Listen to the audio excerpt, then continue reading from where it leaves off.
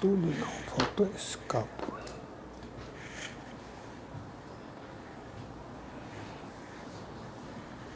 Agora sim.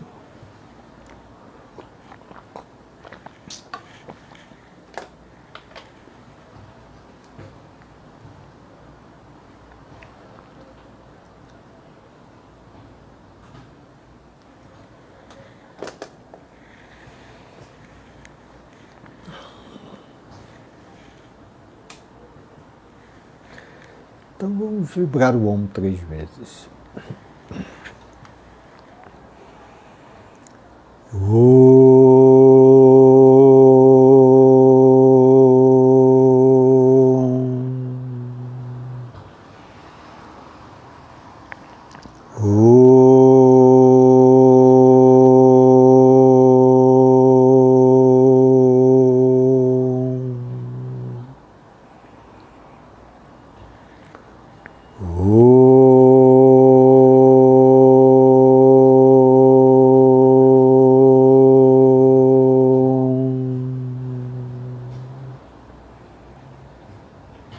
Namastê, boa noite. Abrimos então com a oração védica. Que ambos sejamos guiados e protegidos, que juntos possamos progredir e alcançar esplendor espiritual por meio dos nossos estudos e práticas. Que nenhum vestígio de descontentamento ou perturbação contamine nosso relacionamento. Oração védica. Boa noite Jorge, Maria Aparecida, Berna, Giselda, boa noite a todos. Vou ler o pensamento de hoje. Lembrando que nós estamos na semana de comemoração de Ganesha, então reverenciamos o Senhor Ganesha. No final da prática, farei um japamala de Ganesha. Após a prática, após a leitura do livro, quem quiser continuar, é bem-vindo. Mas assim, dou a liberdade de escolha. Pensamento. A devoção tem que ser realizada por experiência própria. Embora as grandes almas possam iluminar um pouco o caminho com seus exemplos. Com a sua ajuda, vocês poderão compreender algo a respeito do caminho, mas lembrem-se de que as palavras falham quando se aproximam do transcendente. Maitreya comparou a mente de um devoto a um lago sereno, onde cessou toda e qualquer agitação. A mente se torna inativa, ineficaz e completamente descarregada. Kapila Maharishi, falando sobre a devoção, comparou-a a um riacho. Riachos e rios correm ininterruptamente e sem descanso em direção ao mar. De igual modo, desde o seu nascimento, o devoto anseia por alcançar o oceano da graça do Senhor. Diz no Devi Bhagavatam que a devoção é como o fluxo de óleo vertido de um recipiente para o outro. Shankara, na sua obra Shivananda Lahari, caracteriza a devoção de maneira diversa. Assim como um pedaço de ferro é atraído para o ímã, a alma individual é atraída para o Senhor e a Ele se liga firmemente. Embora sejam interpretações diferentes, todas estão corretas, pois se baseiam na experiência real, que não pode ser negada. Prashanti Vahini, capítulo 9, Sri Satya Sai Baba. Primeiro, o texto chama a atenção que é necessário viver a experiência. Não basta entender, tem que viver. Não basta você sentar do lado de um amigo, na beira do mar, e ele te falar, olha, ali dentro, essa aqui é uma região onde tem muitas ostras. Lá no fundo existem ostras. E em algumas delas, não em todas, mas em algumas delas, dentro tem uma pérola. São lindas e têm muito valor. Olha aqui a pérola. Não basta você ouvir essa história e se dar como quem conhece a pérola, quem sabe de onde vem e sabe lá onde está. E chegar e contar para os seus amigos, olha, lá embaixo tem pérola, eu sei, eu vi. Não é suficiente. Você acredita no seu amigo, até que alguém lhe convença do contrário. Então você precisa criar condições para ir lá e pegar a pérola, olhar diversas ostras e encontrar uma pérola. Não dá para apenas ouvir do outro e ser convencido. O ferro é sempre atraído pelo ímã, mas há coisas que impedem essa atração muitas vezes. As cracas no ferro impedem essa atração ou diminuem essa atração.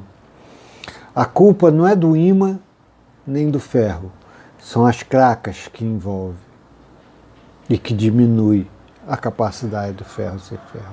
O yoga tem essa função, remover esses entraves. Yoga Chitta Vritti Nirodha, yoga de dissolução dos centros reativos da mente. É a dissolução, é isso que remove. E aí essa atração ela é automática. E depois, para você tirar o ferro do ímã, precisa até um certo esforço, porque está ali grudadinho. O caminho da devoção é isso, é para que isso possa acontecer. O caminho da devoção é considerado o caminho mais leve e viável para essa era no qual nós vivemos, chamada Kali Yuga, a era das trevas, era da desarmonia. Então é dito que Namasmarana, repetição do nome do Senhor, no caminho da devoção é a mais apropriada para essa era. Mas você precisa viver a experiência, não basta te contarem, não é suficiente te contarem. Se você não viver a experiência, é só uma crença. Enquanto está no nível da crença, ela se sustenta até que alguém te convença do contrário. Quando passa a ser uma experiência vivida, você sabe o sabor, você conhece, você vive. Não é uma teoria, não é uma compreensão intelectual. É uma sabedoria, porque você sabe, você saboreou. Vamos lá, a devoção tem que ser realizada por experiência própria. Embora as grandes almas possam iluminar um pouco o caminho com seus exemplos. Com a sua ajuda, vocês poderão compreender algo a respeito do caminho, mas lembrem-se de que as palavras falham quando se aproximam do transcendente. As palavras, elas estão limitadas ao tempo e ao espaço. O transcendente, ele vai além do tempo e do espaço. É no espaço atemporal, fora do tempo e do espaço, além do tempo e do espaço. Então, as palavras, elas vão ter uma limitação. A experiência vai além. Ela é exponencial e sem limites. Então, é muito importante estar próximo de grandes almas, nos dá parâmetros, almas que já trilharam o caminho, então nos dá parâmetros, mas nós precisamos trilhar o caminho. Não basta que as grandes almas nos contem, nos indiquem o caminho. Não basta, nós precisamos trilhar o caminho. É necessário a ousadia do amor incondicional. Maitreya comparou a mente de um devoto a um lago sereno, onde cessou toda e qualquer agitação. Essa é uma das possibilidades que o caminho da devoção possa nos levar. Foi uma vivência de Maitreya e compartilhou conosco. A mente se torna inativa, ineficaz e completamente descarregada. Kapila Maharishi, falando sobre a devoção, comparou-a a um riacho. Riachos e rios correm ininterruptamente e sem descanso em direção ao mar. De igual modo, desde o seu nascimento, o devoto anseia por alcançar o oceano da graça do Senhor. Disse no Devi Bhagavatam que a devoção é como o fluxo de óleo vertido de um recipiente para outro. Shankara, na sua obra Shivananda Lahari, caracteriza a devoção de maneira diversa. Assim como um pedaço de ferro é atraído para o ímã, a alma individual é atraída para o Senhor e a Ele se liga firmemente. Esse é o caminho do devoto. Embora sejam interpretações diferentes, as interpretações diferentes não têm nenhum problema. Elas levam ao mesmo lugar. Então, essa ideia de que só essa verdade, que é a verdade, isso nós devemos tirar da nossa mente. Né? Devemos abrir a nossa mente. São vivências, experiências vividas em contextos diferentes, em situações diferentes, compartilhadas. Embora sejam interpretações diferentes, todas estão corretas, pois se baseiam na experiência real, que não pode ser negada. Prashanti Vahini, capítulo 9, Sri Satya Sai Baba. Experiência real. Sabe, essa prática, por isso é importante manter esse habitar no corpo das sensações, aonde eu vou percebendo, sentindo, reconhecendo, vivendo a experiência. Muitas vezes nós ficamos, não, eu vou respirar porque respirar faz muito bem, respirar vai tratar minha insônia, então eu vou respirar, amanhã, essa noite eu vou dormir melhor e tal, e não vivo a experiência de respirar. Fico especulando um efeito, um benefício que vai me trazer. E aí eu começo a desanimar, porque o benefício não vem como a fantasia da mente criou. A mente sempre vai criar uma fantasia que é apenas fantasia, historinha da carochinha, distante do que de fato acontece. Por muito tempo eu pesquisei muitas pesquisas científicas sobre acupuntura. Eu passei muitos anos da minha vida fazendo cursos de acupuntura e eu sempre tive um interesse pelas pesquisas científicas, os tratados científicos.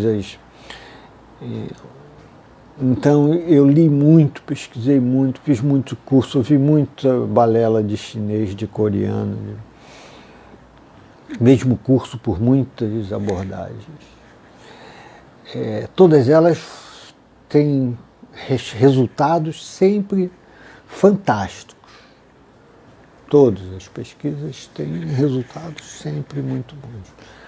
Na hora da prática, não é muito bem assim que acontece. O contexto é diferente, o paciente tem sua característica, a possibilidade de você orientar o paciente e ele praticar é muito pequena. Então a prática em si, a experiência na prática, sempre tem uma distância muito grande da teoria, por mais que tenham muitos tratados. Você pega uma fitoterapia chinesa, uma fórmula de fitoterapia chinesa tem no mínimo 300 anos. Eu tive um professor de fitoterapia chinesa há muitos anos atrás, Ele dizia, não tem como dar errado. Há pelo menos 200 anos ela está sendo utilizada, está funcionando, isso dá certo. De fato, não tem como dar errado. Quando você fecha a síndrome, você identifica a síndrome, tem uma síndrome de frio,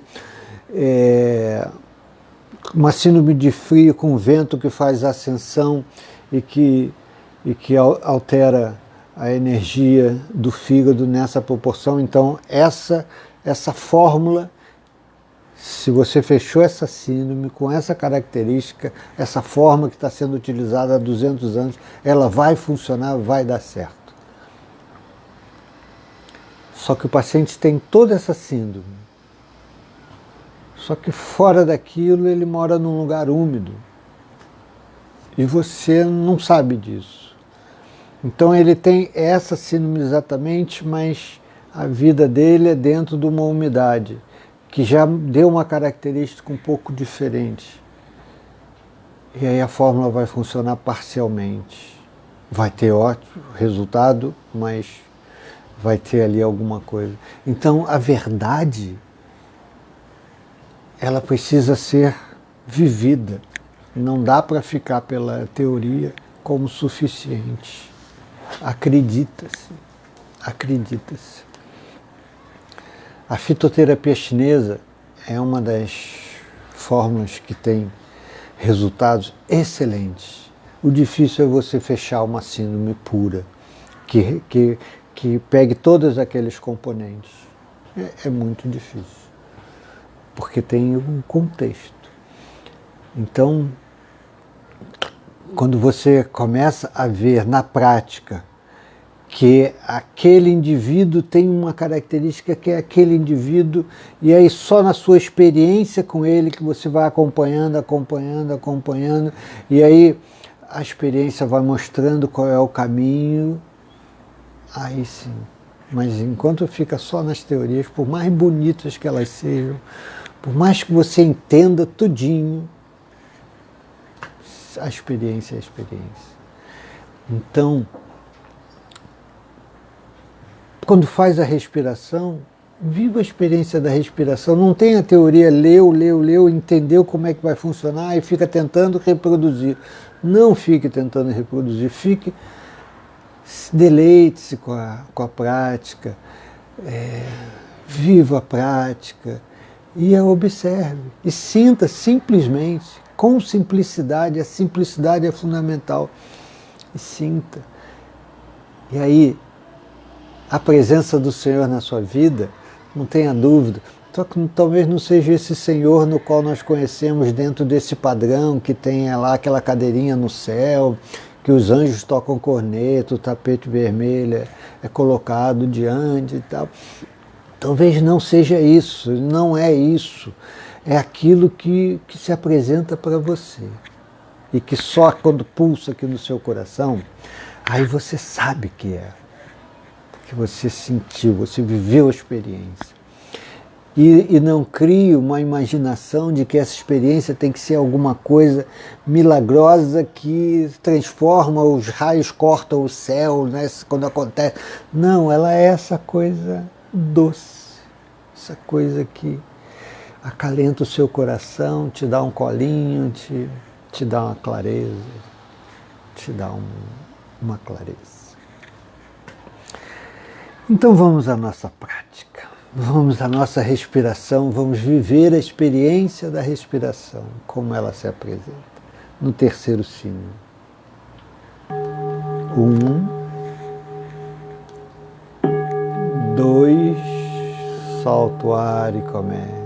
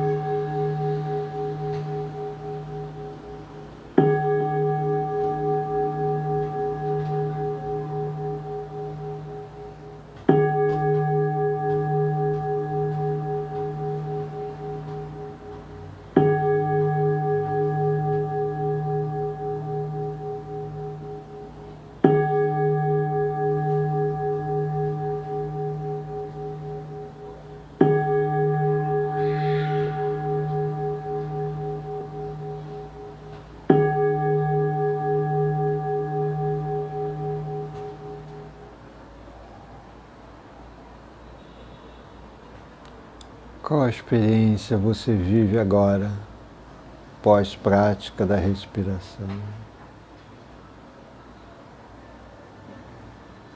A experiência é sua.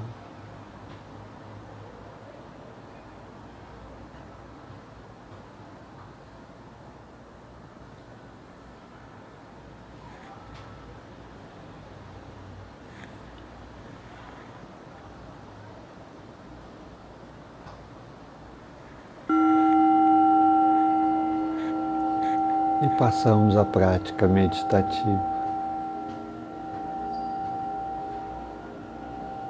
Os 3 pilares você já conhece. O asana, pratyahara e dharana.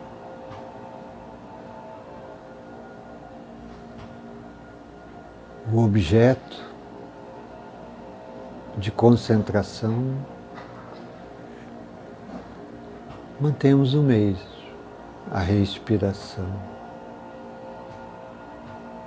a contemplação do impulso respiratório que acontece.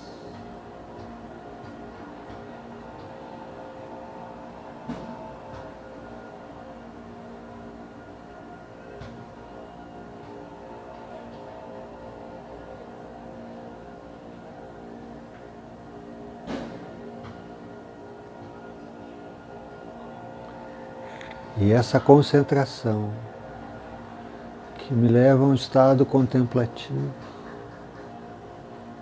e aquieta a mente,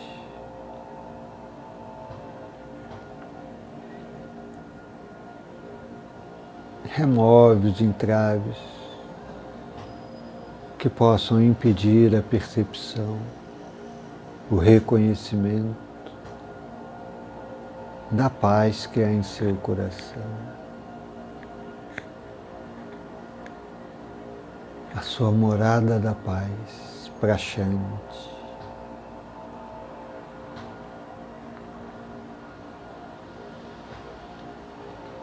Que está sempre em você. Às vezes, densas nuvens encobrem,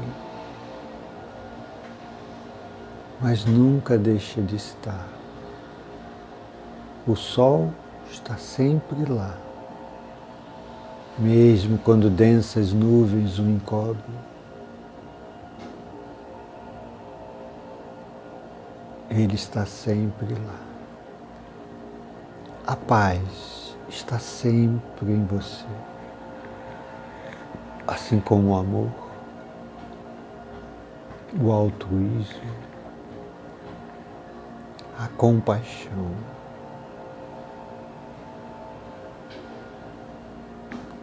Dê um direcionamento à sua mente. Retire a sua mente dessa dinâmica inquieta, agitada.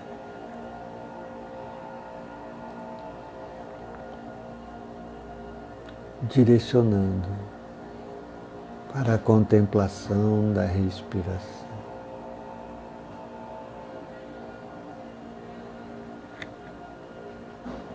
E assim você vai entrando no bailado da dança cósmica do universo. Expansão, retração. So, Ram.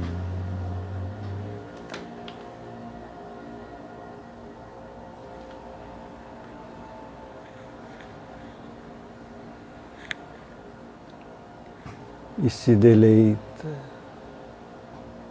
com a quietude, a paz,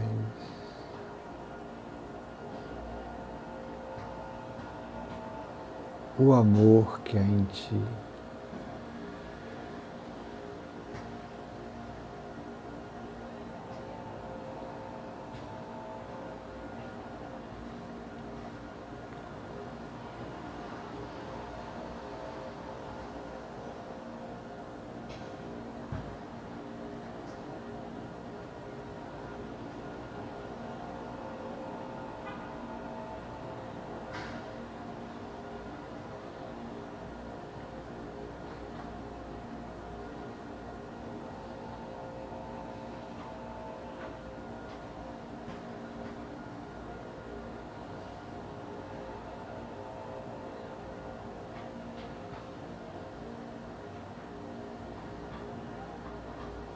Permaneceremos em silêncio.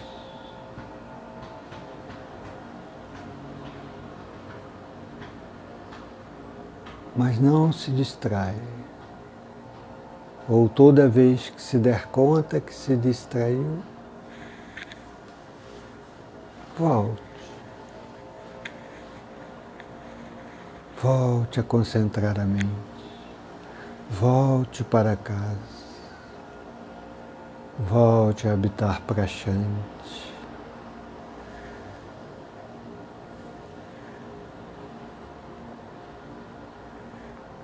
E desfrute da paz que é em ti.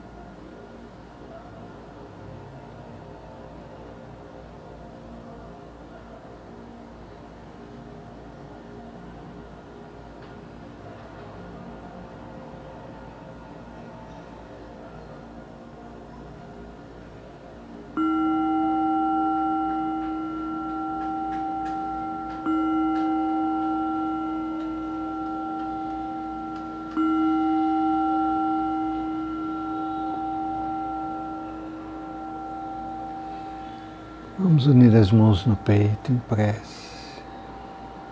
Ficar um pouquinho mais em silêncio. Sinta a experiência vivida.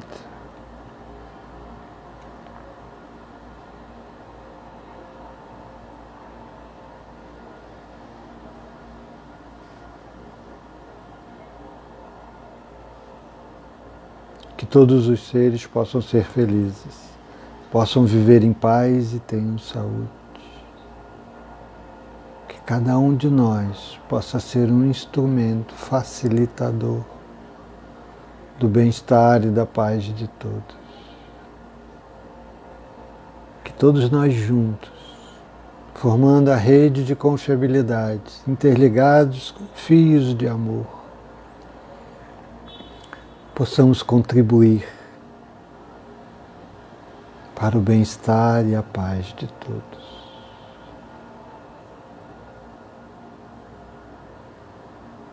Encerramos com Om Shanti.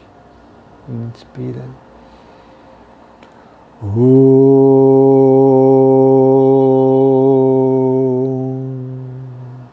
Shanti, Shanti, Shanti. Namastê. Que Deus nos abençoe e nos proteja.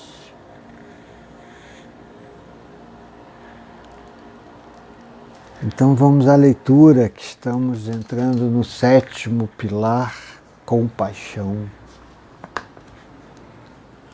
Os 7 pilares do contentamento.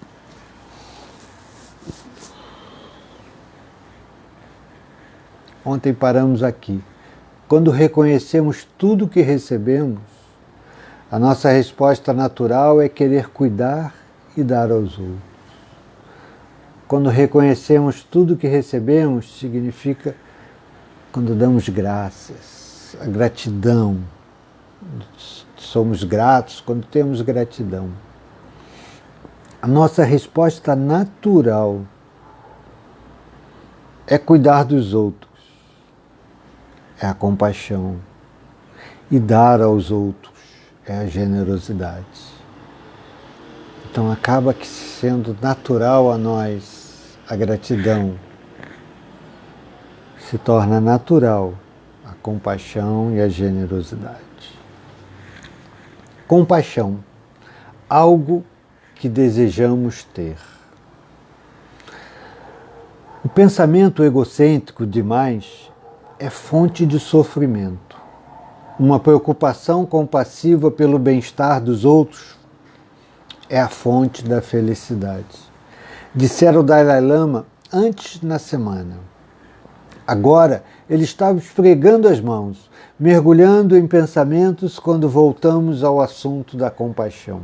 Essa frase nesse momento me fez lembrar de um paciente que eu tive.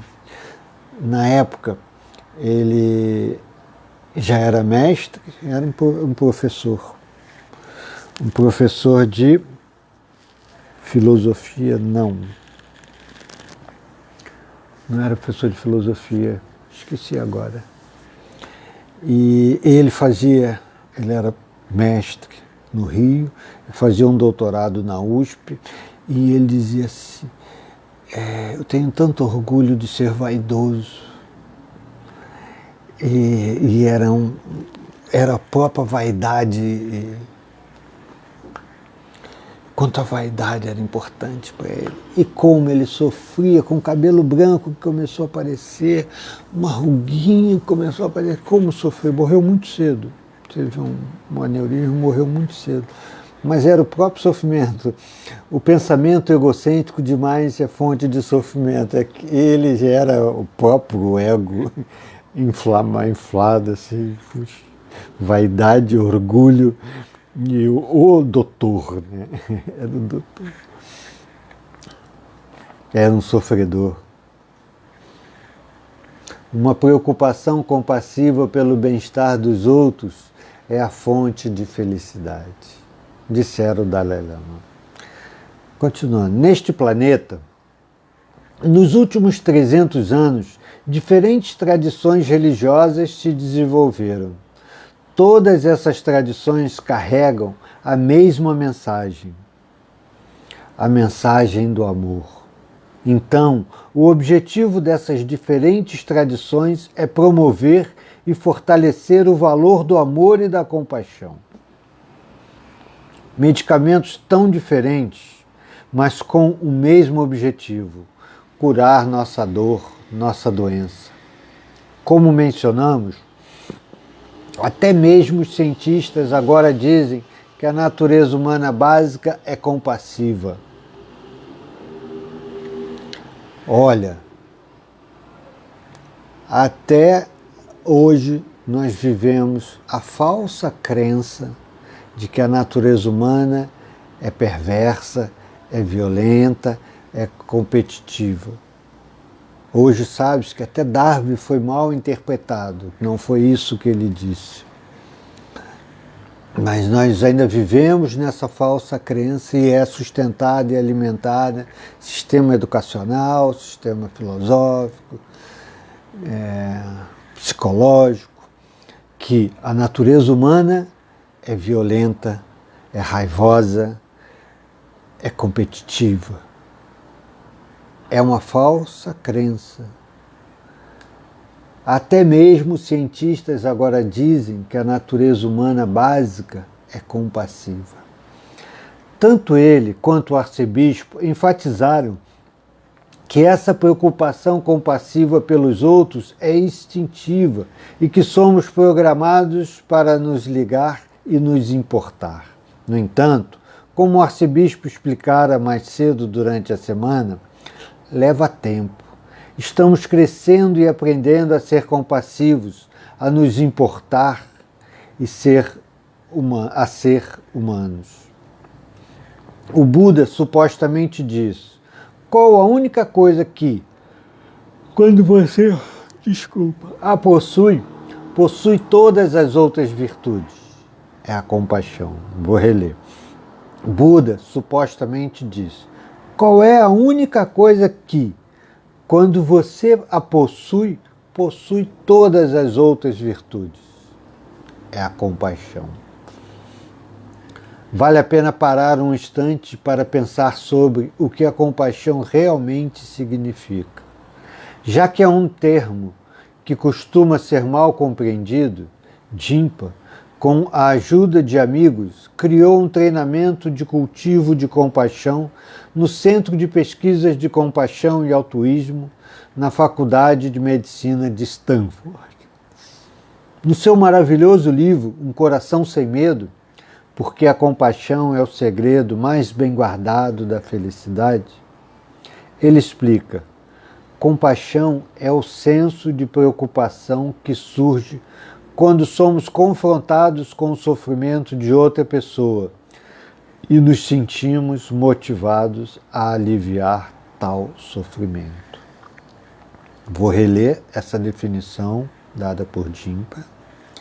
Compaixão é o senso de preocupação que surge quando somos confrontados com o sofrimento de outra pessoa e nos sentimos motivados a aliviar tal sofrimento. Isso é compaixão. Eu quero trazer uma reflexão, como o arcebispo explicou mais cedo durante a semana, leva tempo. Estamos crescendo e aprendendo a ser compassivos, a nos importar, a ser humanos. Eu queria trazer o aprendendo. Esse aprendendo, nós temos que ter uma atenção especial, um cuidado especial, porque temos a tendência a achar que é alguma coisa que nós vamos absorver de fora. Então eu vou buscar o conhecimento para aprender, e aí, através desse aprendizado que eu busco lá fora, eu vou me tornar compassivo, vou passar a me importar com os outros, vou realizar minha condição de ser humano.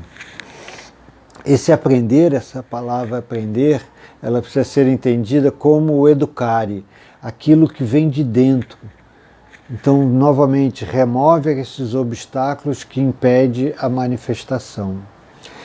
E aí, esse processo, mesmo esse processo, ele já está em nós, mas nós precisamos viver a experiência para que isso crie redes neurais e se estruture, aconteça o amadurecimento, a maturação. Todos nós já nascemos sabendo andar, mas precisa passar pelo processo do engatinhar, para ir primeiro se empurrar com a mão, levantar a cabeça, o sistema nervoso vai se estruturando, sinapses vão começando a acontecer, depois eu começo a engatinhar, mais rede neural vai sendo construída, mais sinapses vão acontecendo, até que eu fico em pé, dou 2 passinhos, é a fase que está minha netinha agora, que eu vou ver 8 meses ficando em pé. Isso tudo já sabemos andar, mas precisamos passar pelo processo, pela experiência, pelo processo, para ir criando redes neurais, amadurecendo. Então, a compaixão já é da nossa natureza, é instinto, mas nós precisamos nos expor a ela. Precisamos ir vivendo a experiência, para ir a experiência criando rede neural e estruturando o cérebro, neurônios, todo o sistema nervoso, para que isso venha se tornar, para que venhamos a ser, de fato, ser humano. Então, essa é uma aventura, uma ousadia, uma aventura que vale a pena. Você tem essa empatia, o sofrimento do outro dá uma mexida com você. O que tiver ao seu alcance, vai vendo em você onde é que está o seu alcance para poder contribuir para diminuir aquele sofrimento. Às vezes não diretamente, né, porque nós não podemos pegar todas essas pessoas, e agora no Brasil está aumentando intensamente, todas essas pessoas passando fome na rua, pedindo. Nós não podemos dar dinheiro para todo mundo, não podemos. Mas algo em nós pode ser feito, né, e podemos fazer muito, porque o simples fato de não desperdiçar o alimento já é um grande impacto positivo, de não desperdiçar água, de não desperdiçar dinheiro, permitir que o dinheiro flua.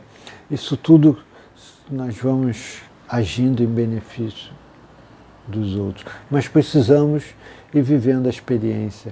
Então esse aprender aqui é aquela pedra que está ali, a divindade já está ali dentro daquela pedra, mas é preciso que o escultor vá lá tirando pedaço por pedaço de pedra, pedaço por pedaço de pedra, aquela pedra bruta, até que a imagem se faça ali, esculpida, aquela imagem linda com todos os detalhes. A imagem já está ali, mas é preciso remover isso que impede que se manifeste. Nós também precisamos ir removendo essa pedra bruta, essa brutalidade que impede que se manifeste o amor, a compaixão, que já somos amorosos, compassivos, mas ainda temos essas pedras brutas, e isso só a vivência, só a experiência. E olha, que possamos quebrar essa falsa crença e vamos começar a experimentar, a vivenciar essa nossa natureza altruísta, compassiva, amorosa, e honrar ser humano. Sabe qual a diferença? É porque isso vem a partir de uma intenção, de uma escolha. E eu acho que aí é onde a humanidade está um pouco... A evolução é imensa o tempo todo. Nós caminhamos num processo evolutivo numa velocidade muito grande. Mas eu acho que esse despertar de que eu preciso escolher e me aventurar nesses elementos que são da natureza humana, e isso depende da inteligência, a inteligência a serviço do vivenciar essa natureza humana